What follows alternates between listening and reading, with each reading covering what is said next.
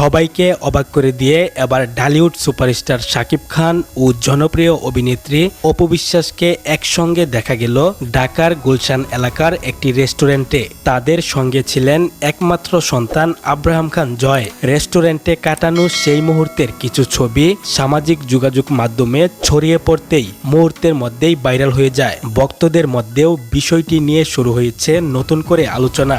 জানা গেছে, ছেলে জয়ের আবদারেই এবার ঈদ উদযাপন করতে অপু বিশ্বাস তাকে নিয়ে বর্তমানে অবস্থান করছেন শাকিব খানের গুলশানের বাসায়। কয়েকদিন ধরেই জয় নাকি বাইনা ধরেছিল সে এবারের ঈদ বাবার সঙ্গেই কাটাতে চায়, আর ছেলের সেই আবদার ফেলতে পারেননি অপু বিশ্বাস। গোপন সূত্রের দাবি, এবারের ঈদের পর শাকিব খান ও অপু বিশ্বাস তাদের ছেলে আব্রাহাম খান জয়কে নিয়ে দেশের বাইরে কোথাও ঘুরতে যাওয়ার পরিকল্পনাও করছেন। কিছুদিন আগে শাকিব খান তার দ্বিতীয় স্ত্রী শবনম বুবলি ও ছেলে শেহজাদ খান বীরকে নিয়ে যুক্তরাষ্ট্রে সময় কাটিয়েছিলেন। সেই বিষয়টি দেখেই জয় নাকি বাবার কাছে বায়না ধরেছে তাকেও দেশের বাইরে ঘুরতে নিয়ে যাওয়ার জন্য।